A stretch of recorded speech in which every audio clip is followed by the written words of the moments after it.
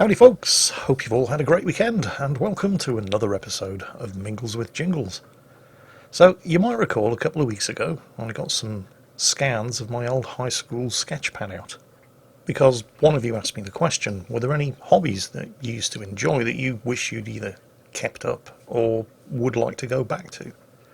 And that reminded me that my old high school sketchpad was still loafing around in a drawer somewhere, so I went and scanned some of the pictures that you can see here and stuck them up in Mingles with Jingles.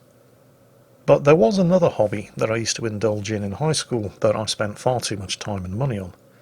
And based on the response that the pictures I've posted up on Facebook and Twitter over the course of the last week, there seem to be an awful lot of you out there who also indulge in the hobby of miniature painting.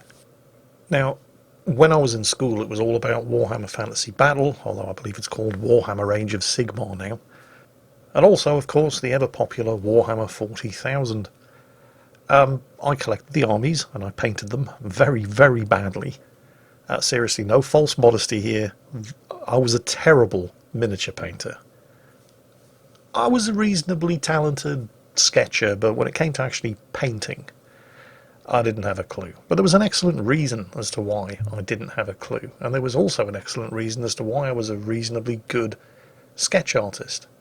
And that's something that I wanted to talk about in this week's episode of Mingles with Jingles, because it's as true for me as it is for all of you. When I put these pictures up a couple of weeks ago, a lot of people said there's no way I could ever draw anything like that. And I'm sorry, but that's just wrong. I didn't come into the world knowing how to draw. I had to teach myself. And I taught myself by copying my favourite artists from the comics that I read as a kid. Primarily comics like 2000 AD, Star-Lord, a lot of the American Marvel and DC superhero comic books as well. But mostly because I grew up in Britain in the 1970s, my influences were the British 1970s comics artists. And when I say I would copy their work, I don't mean with tracing paper. I mean I would pick an image that I particularly liked from whichever comic I happened to be reading at the time, put it down on a desk, open to that page, then get my sketch pad and a pen or a pencil and just try to do what that artist had done. And other than patience, there's no special talent whatsoever required to do this. All you're doing is just trying to replicate on a blank piece of paper what you see on the comic book. You're colouring in the areas that the artist has coloured in. You're shading the areas that the artist has shaded. You're doing the lines where the artist has done the lines. You're just doing your best to replicate what you see on the page. Now, the first time you do this, you're completely talentless. You have absolutely no idea why the lines on the page are in a certain place and why the shadows and highlights are in a certain place. All you're doing is copying what you see. You know, monkey see, monkey do. Now, the first time you do this, maybe the finished results will actually be quite impressive. More likely, they're probably going to be, well, not the sort of thing that you want to pin on the fridge for the rest of the family to admire. But keep doing it. Because what you're actually doing is not just copying an image on paper. You're copying the techniques. Even if you don't have any understanding of those techniques at first, what you're actually doing is copying the techniques that the original artist used to create the image that inspired you. And after a while, after you've replicated that technique often enough, you'll start to understand it. You'll start to gain an understanding of depth, shading, perspective, highlighting, fine line work, depending on the artist that you've chosen to emulate, of course. But the understanding will come because you're doing it. So, because as a kid, growing up in the 1970s, I had this wealth of inspirational reference material from the comics that I read every week, it was not actually difficult for me to teach myself how to draw to this kind of standard. Now, in reference to the episode of Mingles with Jingles where I first showed these images, a lot of you said that, you don't have an artistic bone in your body, you struggle to draw a stick man. And that might be true now.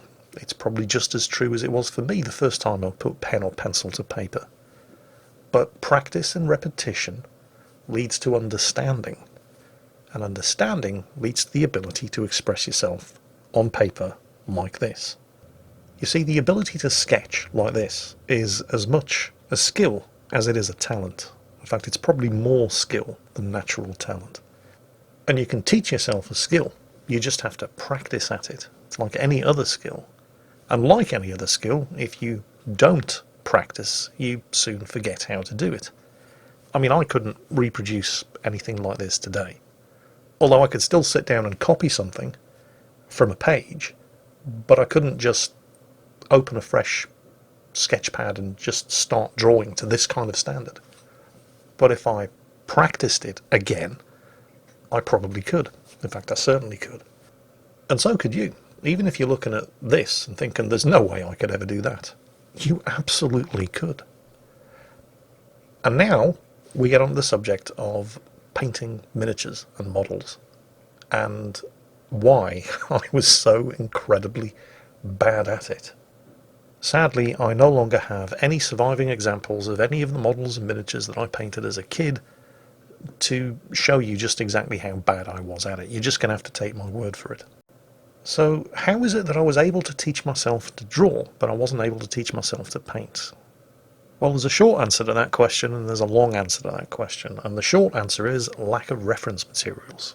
When it came to sketching, I had a wealth of reference materials from all of the comics that I read every week. But when it came to painting, where was I going to look for inspiration? There was no artists' commune next door to my house that I could just, sneak a look over the fence and see how the actual artists did it. And this leads us on to the long answer, which pretty much boils down to because there was no internet yet.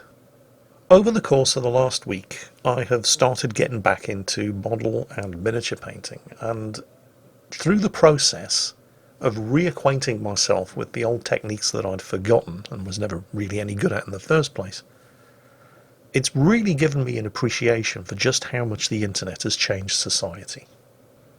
Back in the 70s and 80s, if you wanted to learn how to do something new, unless you knew somebody who already knew how to do it and was willing to show you, or unless you had access to a library that was lucky enough to have books covering the subject that you wanted to learn, you pretty much had to teach yourself. And this was true for every skill, not just painting.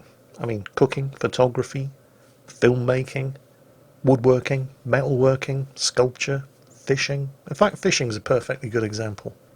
How hard can fishing be, right? I mean, people have been doing it for thousands of years. You just take a line, stick a hook on the end, stick a worm on the end of the hook, dangle it in the water, and pretty soon you'll have some fish, yeah? Now, I don't fish, but thanks to the internet, I have played games like Far Cry 5 or Red Dead Redemption 2, where they have a vastly simplified fishing process, and purely by playing those games, I already know, even though I've never actually done it myself, that fishing's a lot more complicated than that. But even though I have never touched a fishing rod in my life, and I've never spoken to anybody who, as far as I know, has touched a fishing rod in their life, I already have a basic knowledge of the process involved in catching fish. Now, when I first picked up a paintbrush, a pot of paint, and a model, more than 30 years ago, I didn't have the faintest idea. And I didn't have the faintest idea because I'd never seen anybody painting a miniature. I'd never read a book about anybody painting a miniature. And I'd certainly never watched a video on YouTube about anybody painting a miniature, because YouTube didn't exist. So I had to learn by doing. And what I mostly learned was that I was doing it wrong. I didn't realise that you had to thin your paints. So the very first thing I painted pretty much just looked like a black shapeless mess. So, okay, that was wrong. Less paint next time. Or maybe try a different brush. But which was it? Was it less paint, or maybe thin the paint, or use a different brush? Well, I don't know. So how are you going to find out? Well, you try each different technique, and then you settle on the one that sucks the least. Oh, and I just remembered, before you even got as far as the process of trying to put the coloured paints on the model, you had to prime it first. I didn't even know you had to prime the model, so I was just putting coloured pigment straight on bare metal, which looked pretty terrible, but it looked better than it did a day later when the paint started flaking off. But there was nobody around to tell me what it was that I was doing wrong. Well, there was. I had other friends who had introduced me to the hobby because they also played Warhammer Fantasy Battle and Warhammer 40,000 and encouraged me to join them, which I gladly did. But I only saw them at weekends. So imagine what it would be like living in a world where if you wanted to learn how to do something, you had to wait a week, right? Because this is what life was like before the internet. You had to wait a week to speak to somebody who might not, but might know what it was that you were doing wrong. And, if they were especially good about it, show you by demonstrating it themselves. This is what life was like before the internet. So 30 years down the line, I decide, you know what, I'm going to try my hand at painting miniatures again. All too aware of how terrible I was the first time around, but this time it's the 21st century. YouTube exists. There are hundreds of video channels on YouTube dedicated to exactly this sort of thing, with tutorials talking you through the process, showing you how it works. Today, I don't have to wait until the weekend to go around to my friend Martin's house and hope that he's in, because nobody had mobile phones back then either, and hope that he was prepared to show me how to do an ink wash, or explain to me what dry brushing was. I didn't have to start from scratch again. And so, over the course of the last 2 weeks, I've been spending hours every day watching far more talented people than I am do it the right way and show me what it is that I should be doing and what I should have been doing 30 years ago. Seriously, I'm not exaggerating at all if I was to tell you that I have learned more in the course of the last week just by sitting in front of the computer and watching YouTube videos than I learned in 2 to 3 years of practical hands-on miniature painting experience, which mostly consisted of trial and error. Okay, mostly error. I mean, I did learn, but most of what I learned was wrong. And one of the things that I learned was that I was no good at painting miniatures. And that was wrong. Because like anything else, sure, there are individuals who are just blessed with natural talent, but for the vast majority of people, painting a miniature, like drawing a sketch, like driving a car. Actually, that's another fantastic example. Imagine what it would be like trying to teach yourself how to drive a car without somebody who already knew how to do it sitting next to you. You could probably get the car moving. You'd almost certainly be able to figure out what the brake pedal was for, and the steering wheel really shouldn't be too much of a challenge, but I'm willing to bet it would probably be a couple of months at least before you figured out what that third pedal was for, and that the car had more than one gear. But that's really what it was like for me, and anybody my age or older who was trying to teach themselves how to do something new when they were younger. Oh, but Jingles, didn't you say you taught yourself how to draw? No, I didn't. Carlos Esquerra taught me how to draw. Cam Kennedy and Brian Bolland taught me how to draw. I learned how to draw by copying their work. Painting and drawing are related, certainly, but they're very distantly related. It's like the difference between still photography and filmmaking. Being good at one doesn't mean you're going to be any good at the other. But you certainly can be, and without a massive amount of effort, more so today than at any other time in human history, and certainly more so today than when I was growing up. You don't have to know somebody who's good at doing whatever it is that you're interested in. You don't even have to live near a library that has books on whatever it is that you're interested in. All you have to have is a computer. In fact, not even a computer these days, your phone will do, as long as you've got an internet connection, and you can find the YouTube channel of somebody who's good at doing whatever it is that you're interested in. And just by doing that, I've already refreshed the knowledge that I learned the hard way 30 years ago, and learned far more in addition to that. In fact, the very first time I picked up a paintbrush in 30 years, in fact more than 30 years, and I'm already producing work at a far higher standard than anything I could have dreamed possible over 30 years ago. Now, I don't want to toot my own horn too much here. I'm fully aware of exactly how good the standard of my current work is. It's good enough. Not that I'm satisfied with it. I mean, I want to get better, but I already know how I can get better, not just from various different painting tutorials on YouTube, but the process of actually putting brush on model and applying paint for the first time in over 30 years. There were certain things that straight away I could see, well, yeah, that kind of works, but it would be better if I did it another way. So I'm still experimenting as I go along. And while the standard of the work that I'm doing at the moment is acceptable for playing tabletop miniature games, I'm certainly not painting anything to a standard that would trouble the judges at the Golden Demon Awards.